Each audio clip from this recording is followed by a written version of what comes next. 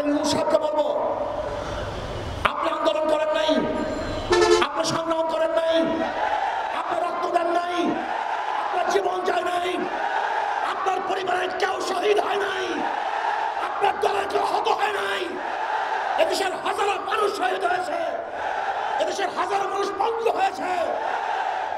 আপনি বারবার ওয়াদা করেছেন যারা আহত হয়েছে, নিহত হয়েছে, সেই পরিকারকে দেখবেন, তাদের চিকিৎসা প্রদান করবেন, কিন্তু আপনি ক্ষমতায় বসার পরে আজও তাদের চিকিৎসার ব্যবস্থা করেন নাই, শহীদ পরিবারের ন্যায্য অধিকার প্রতিষ্ঠিত করেন নাই।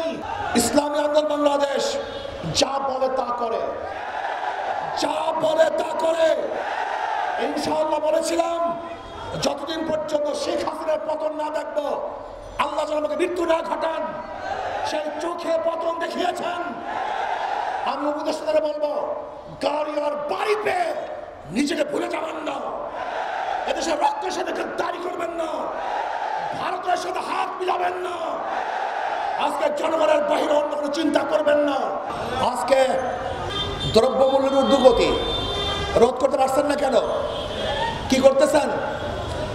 দ্রব্যমূল্যের ঊর্ধ্বগতিকে অবশ্যই নিয়ন্ত্রণ করতে হবে।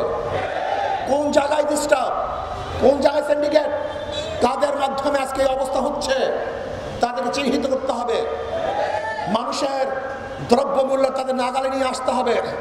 আমার গরিব, আমার শ্রমিক, আমার মজদুর, আমার জেলে, আমার চাষি, আমার কামার, আমার কুলি, তারা মোটা ভাত খেয়ে আনন্দে ঘুরবে, তারা বস্ত্র পরিধান করে হাঁটবে।